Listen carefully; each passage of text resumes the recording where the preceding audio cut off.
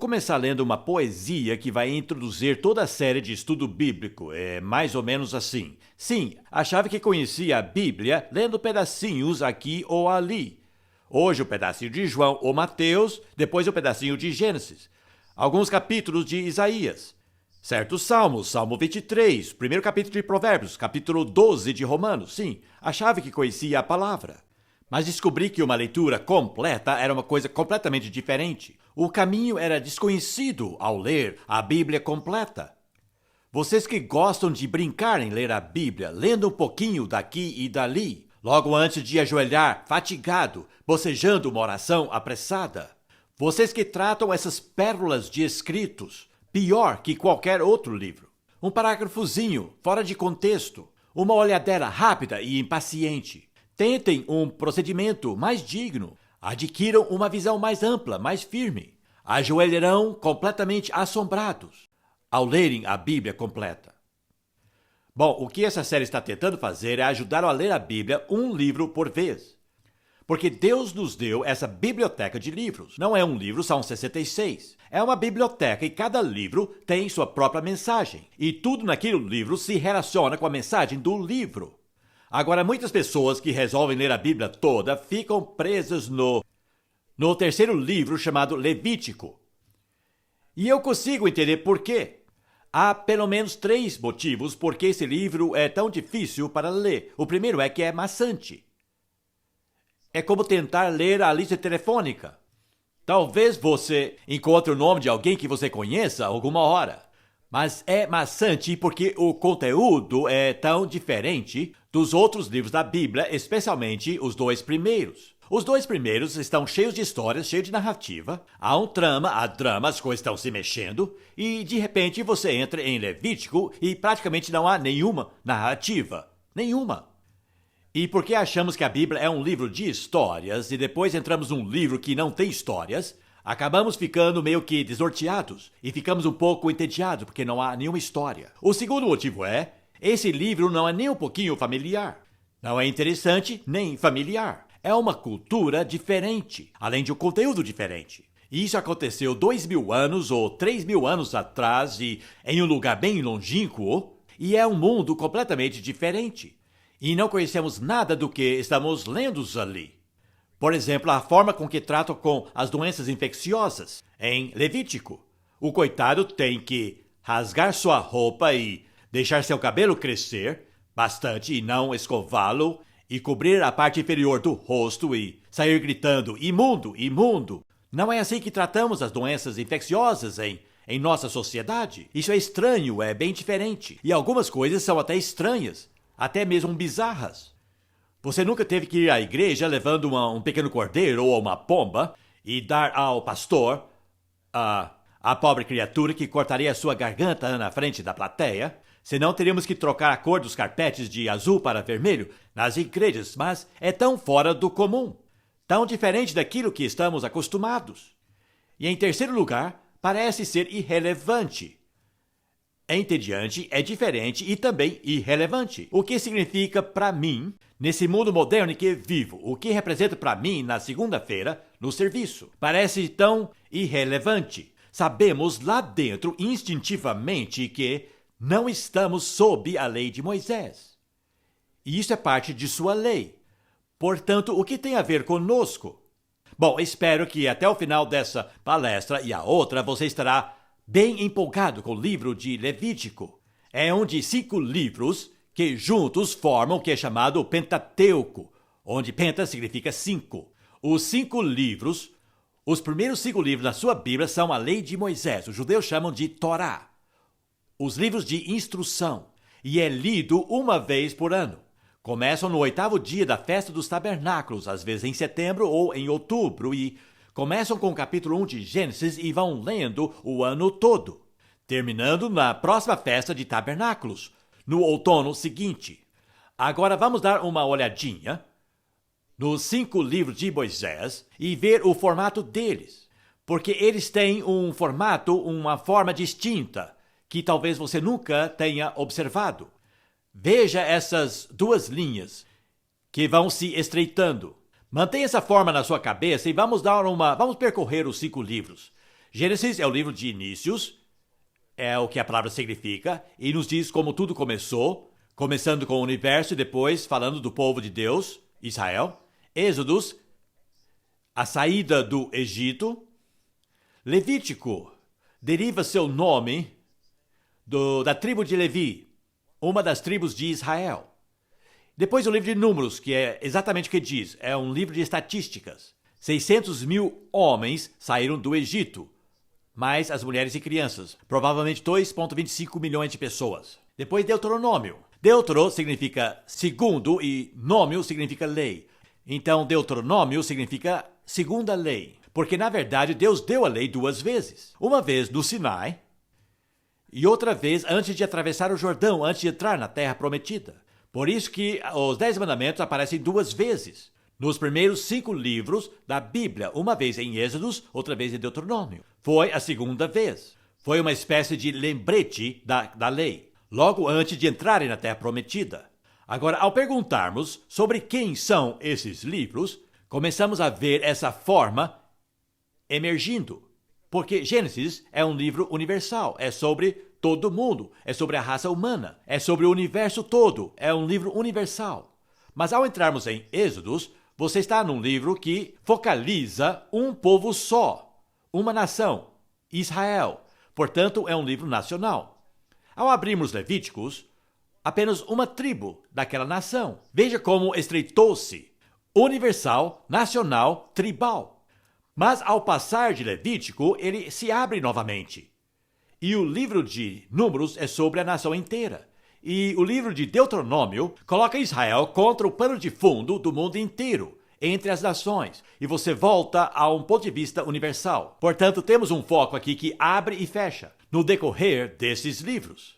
E talvez seja por isso que as pessoas ficam presas em Levítico, porque elas até se interessam em coisas universais e até nacionais. Quando se torna tribal, elas perdem o interesse. Mas depois expande e, ao chegar em Deuteronômio, fica mais interessante. Agora, o foco também muda quando nós perguntamos a pergunta onde? Olhando do ângulo de espaço. Vemos mais uma vez que começa com a terra toda, depois começa a focalizar na Caldeia, Ur dos Caldeus, onde Abraão vivia. Depois a terra de Canaã, onde Abraão viveu. Depois a terra do Egito, onde se tornaram escravos por 300 anos. Mas depois fica focalizado, no livro de Levítico, em um só lugar, o Monte Sinai. Portanto, mais uma vez, há um estreitamento e o foco fica em um só lugar, o Monte Sinai, para depois expandir-se novamente. Viajaram pelo Negev, Edom e Moabe de volta a Canaã. Mas há um estreitamento aqui, há uma tribo em um pequeno lugar. E ainda mais quando se pergunta quando. Mais uma vez, temos exatamente o mesmo formato em todos os 5 livros. Gênesis cobre séculos, toda a história passada de nossa terra. Êxodo fala de mais ou menos 300 anos. Levítico fala apenas de um mês. E depois Números fala de 40 anos. E Deuteronômio olha para frente, séculos à frente, na história futura de Israel. Então, veja o formato dos 5 livros de Moisés. E depois nós percebemos que o livro de Levítico é o ponto crítico de tudo isso. Que o foco se estreitou ao mês mais importante, no lugar mais importante e à tribo mais importante em tudo isso. E é por isso que é tão importante. Nisso depende toda a lei de Moisés. Portanto, os judeus leem isso a cada 12 meses. E isso significa que eles gastam de 15 dias a 3 semanas lendo Levíticos a cada ano. E nós vamos ler como um judeu o leria antes de... Bom, em alguns instantes. Gostaria apenas de relacionar Levítico com o livro de Êxodo, para vocês verem como um livro é a continuação do outro. É muito importante ver como cada livro é uma continuação do anterior. Então, como Levítico constrói sobre Êxodo. Na segunda metade de Êxodo, o tabernáculo é construído. É a tenda de Deus, na qual ele mora, entre o seu povo. E ao imaginar o arraial em Êxodos, você veria a tenda de Deus no meio e centenas de outras tendas ao redor dela. Há a tenda divina e as tendas humanas. O livro de Levítico fala de tudo que acontece no tabernáculo de Deus e tudo que deveria acontecer nas tendas do povo. Se divide em duas partes, a tenda de Deus e as tendas do povo. Contém regras e regulamentos para ambos. Mas não é apenas isso. O tabernáculo, no livro de Êxodos, fala como Deus vem procurar o homem. Mas Levítico fala sobre como o homem deve se aproximar a Deus.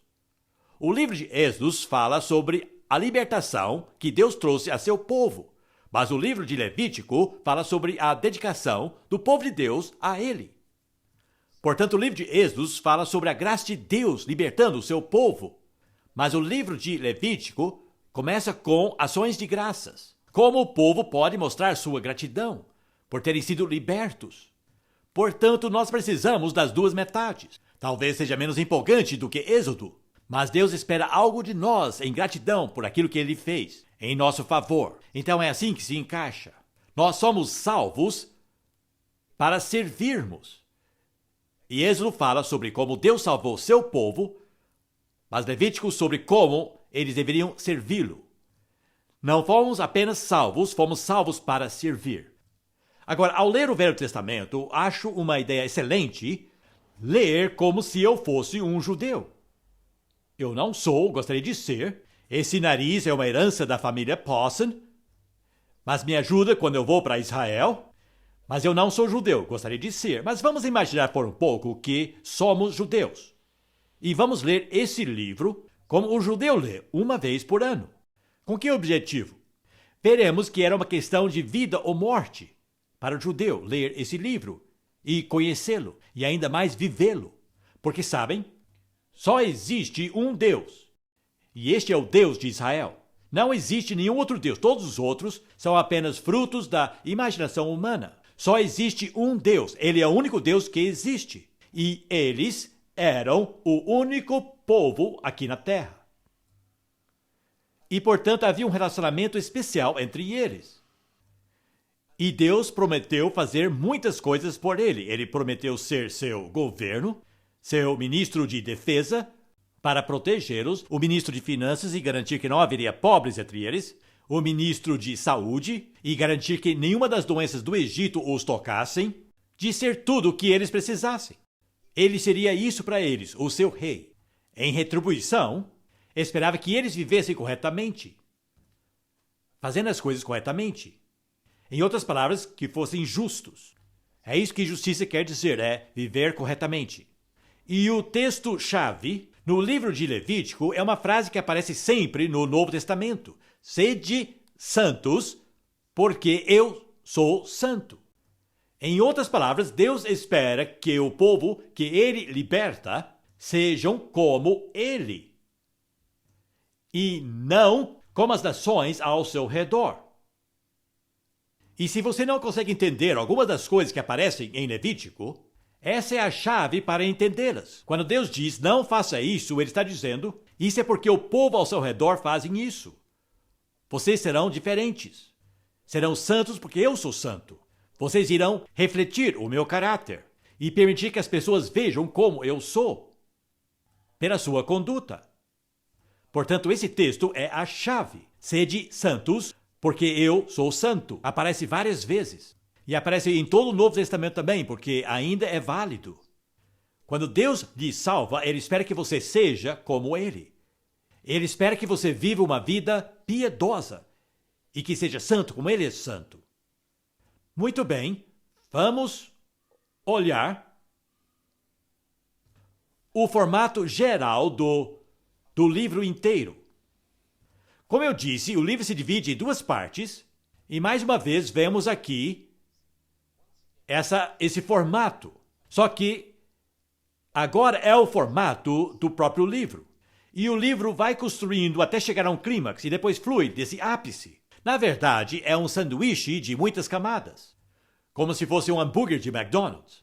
Então, tem algo assim bem no meio, depois dessas camadas, e você pode enxergar através das cores desse cartaz que a primeira divisão corresponde ao último, o segundo ao penúltimo, o terceiro ao antepenúltimo, e tem um aqui bem no centro.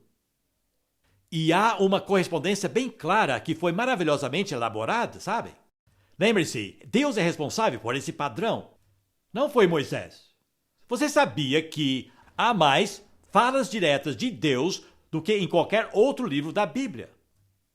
Aproximadamente 90% do livro de Levítico é fala direta de Deus. Disse o Senhor a Moisés. Nenhum outro livro da Bíblia contém tanta fala direta do Senhor. Então, se você quer ler a palavra do Senhor, este livro é um ótimo ponto de partida, porque são palavras diretas do Senhor Deus. Portanto, foi Deus que elaborou isso aqui. E podemos enxergar uma harmonia, um padrão muito lindo aqui. Portanto, as ofertas e os sacrifícios dos primeiros 7 capítulos correspondem às sanções e os votos do povo, da última divisão. Aqui temos o sacerdócio, com muitos detalhes. Corresponde à adoração que deveriam conduzir. E como deveriam conduzir a adoração do povo. Mas aqui temos as duas distinções principais que o povo de Deus tem que aprender. Eu vou voltar para isso em alguns minutos, porque é muito importante aprender qual é a diferença entre o limpo e o imundo, e entre aquilo que é comum e o que é santo, porque são coisas diferentes. Como aprenderemos? E isso será uma outra chave. Mas o livro inteiro nos leva a um dia, chamado Dia da Expiação. Nesse dia, deveriam pegar 2 animais e tinham que sacrificar um dos animais dentro do arraial. Mas quanto ao outro, veja que chave importante, o outro animal era um bode. Colocavam suas mãos na sua cabeça, um após o outro, e confessavam seus pecados. E depois expulsavam o bode do acampamento para o deserto, onde morreria com todos os seus pecados sobre a sua cabeça. O bode expiatório. E essa é uma palavra que eu li hoje de manhã no meu jornal matutino. Faz parte de nossa linguagem. Aqui, de Levítico, o bode expiatório, o que é culpado por tudo, aquele que carrega todos os erros dos outros sobre si. Depois falaremos sobre isso. Agora, esse formato aqui divide o livro em 2, conduzindo a esse dia e depois fluindo a partir dele. E do ponto de vista cristão, não vou dizer muito sobre isso agora, mas vamos estudar isso em mais detalhes. A primeira metade descreve o nosso caminho a Deus, normalmente conhecido como justificação.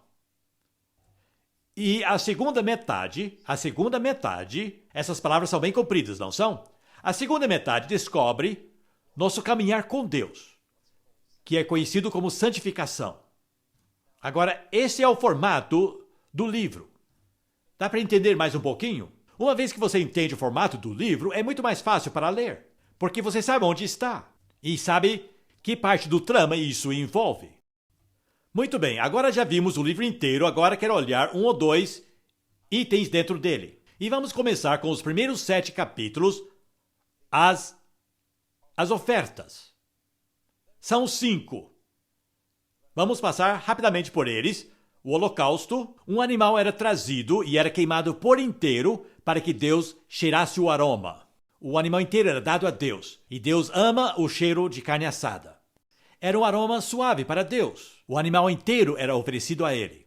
Mas quando se oferecia a oferta de manjares, você poderia guardar uma porção para si mesmo. E ali você comia junto com Deus. Deus comia uma porção e você comia a outra. Depois temos a oferta pacífica. Todos os detalhes estão ali em Levítico. Mas quero que você observe que as primeiras 3 ofertas eram a forma correta de dizer obrigado a Deus pelas bênçãos. Não eram ofertas pelo pecado, mas ofertas de agradecimento. Em outras palavras, você se sente grato a Deus. É dessa forma que Ele quer que você o agradeça. Estou falando aos judeus agora, sabe?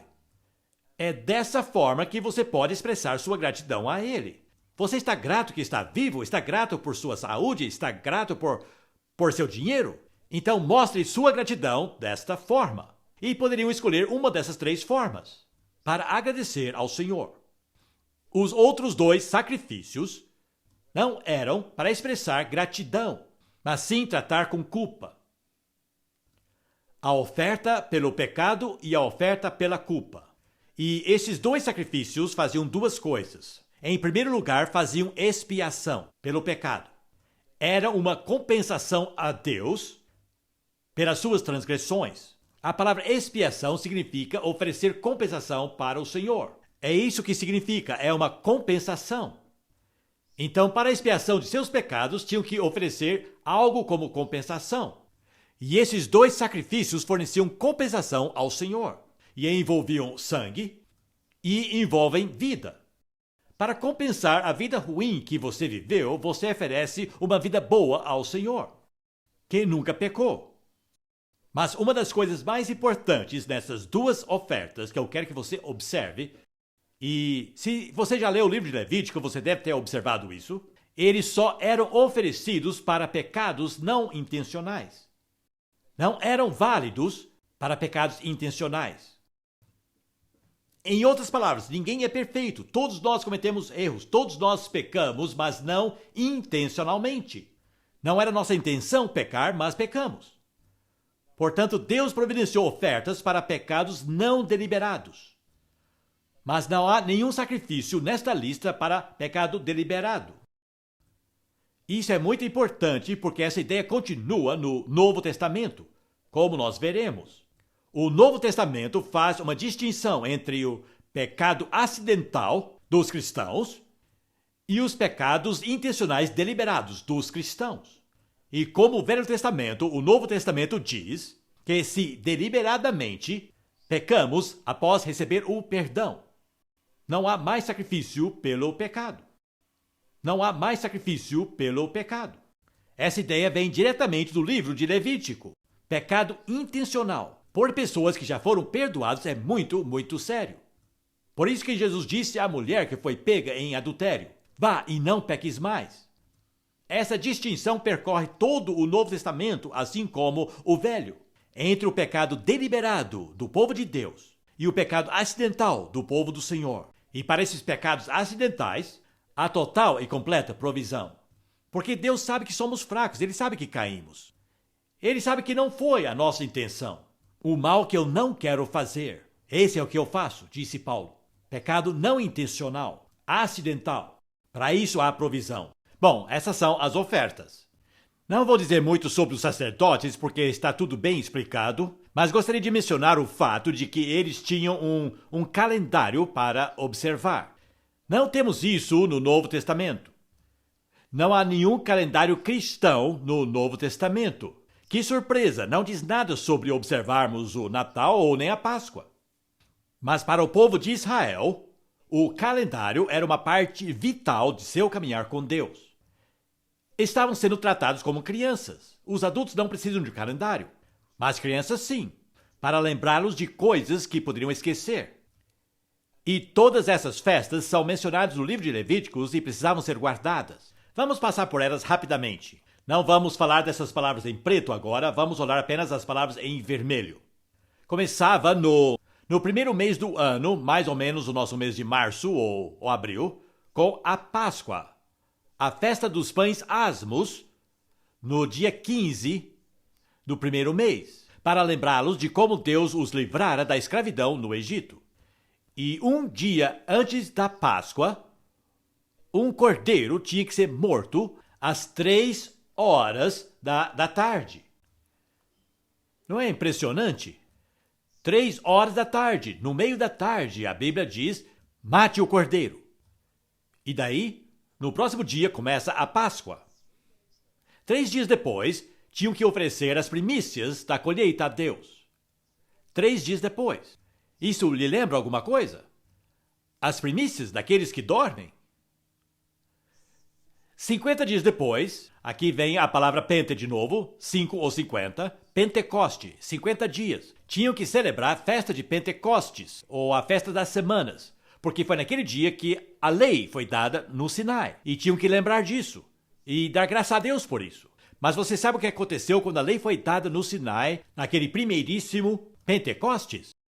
Diz que pecaram e muitos acabaram sendo mortos, sabem quantos? 3.000 pessoas. Então, quando a lei foi dada no primeiro Pentecostes, 3.000 pereceram. Séculos depois, quando o Espírito foi derramado no Pentecostes, 3.000 foram salvos. Não é maravilhoso como a Bíblia toda se encaixa? Essas eram as festas do começo do ano. Depois temos as festas no final do ano. A festa das trombetas, em que eles tocavam o shofar. Trombetas, sinalizando uma nova rodada de festas. A segunda festa era o dia da expiação. Era aquele dia crucial, quando o bode de expiação era expulso do arraial, com todos os pecados sobre ele. Seguido pela festa de tabernáculos, 8 dias. Festa de Sucote ou cabanas. Quando saíam de suas casas e moravam em abrigos, tinham que poder ver as estrelas pelo teto, para que lembrassem dos 40 anos andando sem rumo no deserto, quando poderiam entrar na Terra Prometida em 11 dias. Então esse grupo de 3 festas acontecia mais no final do ano. Agora todas as 3 festas serão cumpridas no Novo Testamento. As 3 primeiras já foram cumpridas com a primeira vinda de Jesus, que para nós já está no passado. Mas essas 3 festas serão cumpridas na sua segunda vinda. Eu não sei em que ano Jesus voltará, mas eu sei sim o mês. Será em setembro ou outubro, com certeza. Porque ele sempre faz tudo na hora. Portanto, qualquer ano desses, em setembro ou outubro, Jesus voltará. Você sabe que ele nasceu nessa época, não sabem? Não foi no dia 25 de dezembro? A evidência do Evangelho de Lucas aponta o 7º ano do ano, que é a Festa dos Tabernáculos. É nessa época que eles esperam o Messias. É interessante que cada vez que uma trombeta é mencionada no Novo Testamento é para anunciar a sua vinda. Então, essas 3 festas já foram cumpridas com a primeira vinda de Cristo. Mas essas 3 aqui serão cumpridas na segunda vinda. E nesse dia de expiação, redenção virá para toda a nação de Israel. Bom, tem mais 2. Há um descanso semanal. E para eles que foram escravos no Egito, trabalhando 7 dias por semana, que bênção! Um descanso semanal deveria ter sido. Não há nenhuma menção do sábado antes do tempo de Moisés. Adão não tinha sábado, ele trabalhava 7 dias por semana. Abraão não tinha sábado, trabalhava 7 dias por semana. Então foi Moisés que introduziu esse dia de descanso semanal. E esse dia de descanso não era um feriado, nem um dia para a família, era um dia para Deus. Um dia santo. E era parte de seu calendário. Esses eram anuais, este era semanal e este acontecia a cada 50 anos. E que jubileu isso era! A cada 50 anos, o saldo bancário de todo mundo era nivelado. Não seria ótimo aqui? Alguns parecem não ter muita certeza. Dá para ver pelos seus rostos se o seu saldo bancário é bom ou se não. Mas todas as propriedades voltavam à família que a possuía originalmente a cada 50 anos. Portanto, o preço ficava mais barato quanto mais perto chegava do jubileu, porque seriam devolvidos. E os escravos eram libertos no ano do jubileu. Toda sorte de coisas boas aconteciam. Então esperavam ansiosamente o ano do jubileu. O ano do jubileu, o ano aceitável do Senhor. Um ano bom para os pobres, porque seriam ricos novamente. Quando todos os cativos seriam libertos. Isso lhe faz pensar em alguma coisa? O Senhor Jesus proclamou: o Espírito do Senhor está sobre mim para colocar em liberdade os cativos, boas novas para os pobres e proclamar o ano aceitável do Senhor. Em outras palavras, Jesus começou o verdadeiro jubileu, ao qual esse aqui era apenas uma sombra. Está vendo como é importante conhecer o Velho Testamento para compreender o Novo? Agora chegamos a essa questão muito importante, mas muito difícil, sobre a diferença entre santo e comum e limpo e imundo. Sabe, o mundo sempre pensa em termos de bom e ruim. Ele só tem 2 categorias de pensamento, ao passo que a Bíblia trabalha com 3. E isso aparece pela primeira vez em Levítico. E se você não entender isso, você nunca vai entender Levítico. Isso é muito, muito importante. Uma coisa pode ser limpa, mas ainda é comum. Agora, há 2 processos que acontecem. A primeira é quando as coisas de Deus, as coisas sagradas e santas, são profanadas e se tornam comuns. Você pode estragar uma coisa santa tornando-a comum. Vou lhes dar um exemplo. Vocês sabem o que provocou a revolução na Romênia, alguns anos atrás? Ela foi provocada por um pastor cristão. Ele saiu e comprou um rolo de papel higiênico, levou para casa e, ao usá-lo pela primeira vez lá no seu banheiro, ele compreendeu que estava usando páginas de uma Bíblia.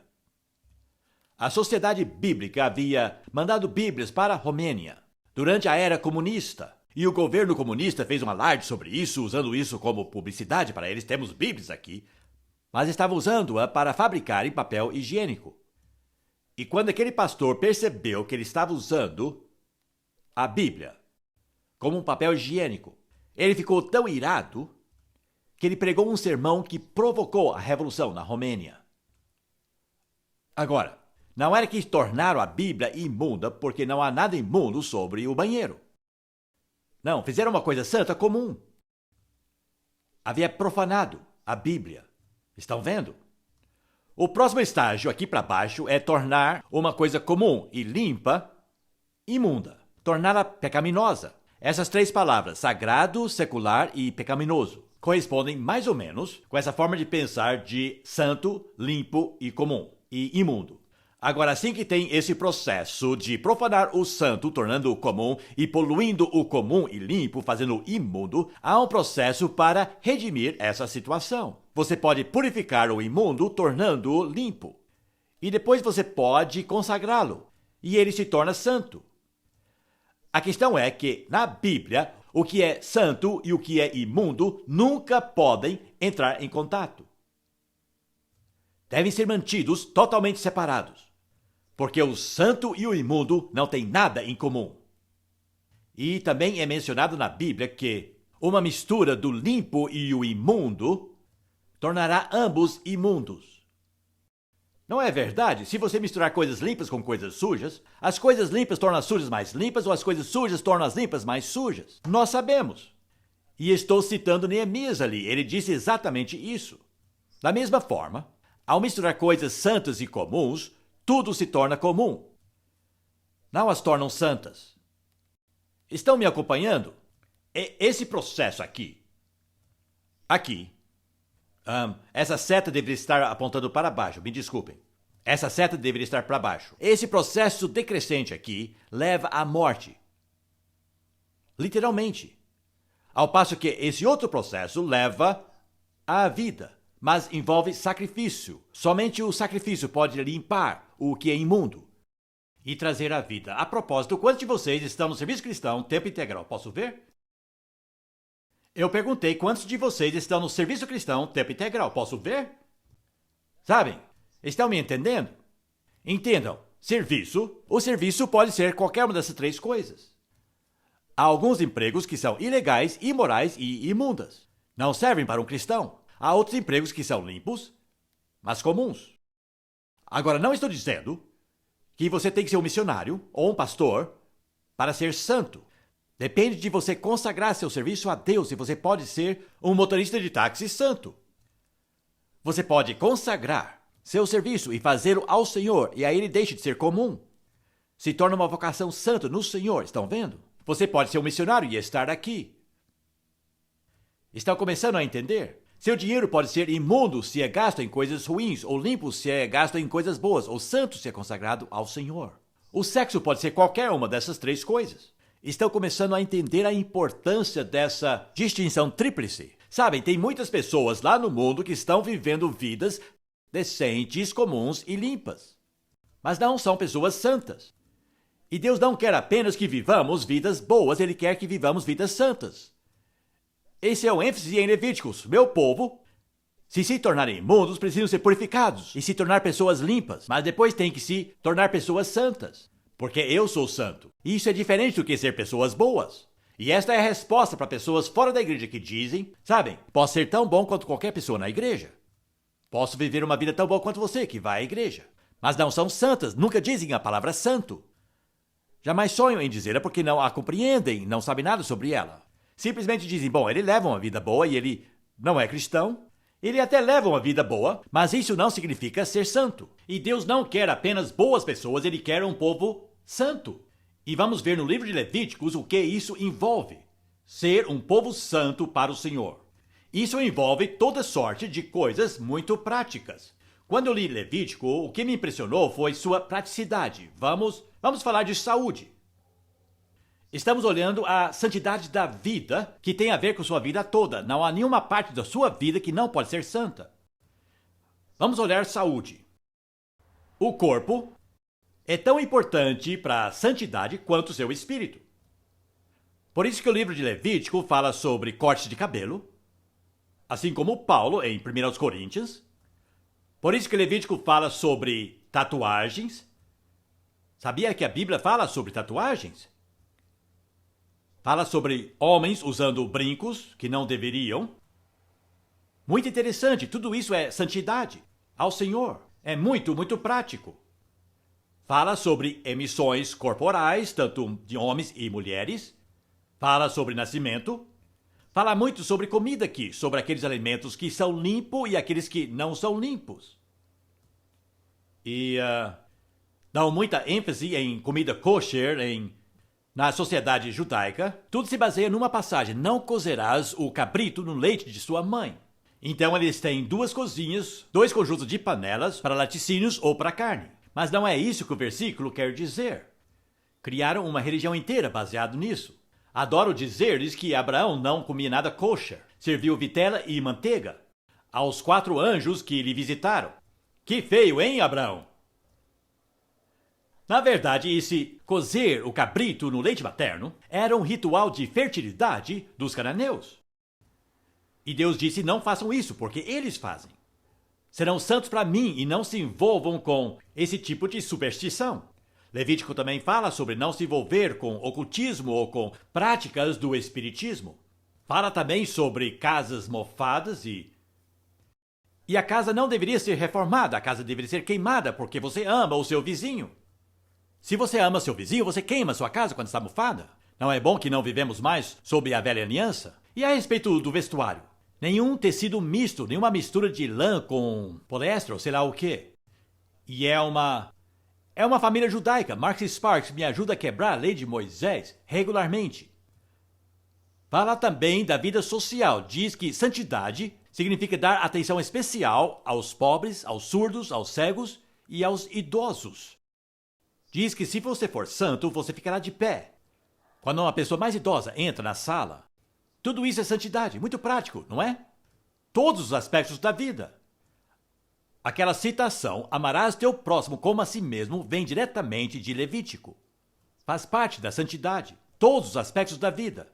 Diz que incesto está aqui embaixo. Como isso tem aumentado. E diz também que homossexualismo está aqui embaixo. Diz que sodomia está aqui embaixo. Que condena o último livro de Madonna. Todas essas coisas são muito práticas. O que é uma vida santa? É como você se comporta de segunda a sábado e não apenas o que você faz aos domingos. E a cada parte da sua vida, sua roupa, sua casa, sua comida, relacionamentos, tem a ver com toda a sua vida. Isso é que santidade é. E aprendemos isso em Levítico. Portanto, uma vez que você vê essa distinção bem clara, você tem a chave para destrancar Levítico. Deus procura não apenas pessoas limpas, mas Ele procura pessoas santas. Essa é uma diferença enorme. E até se tornar um cristão, você nunca nem sonha em se tornar santo. Apenas pensa em ser bom. Isso não é o bastante. Bom, vamos continuar na próxima palestra.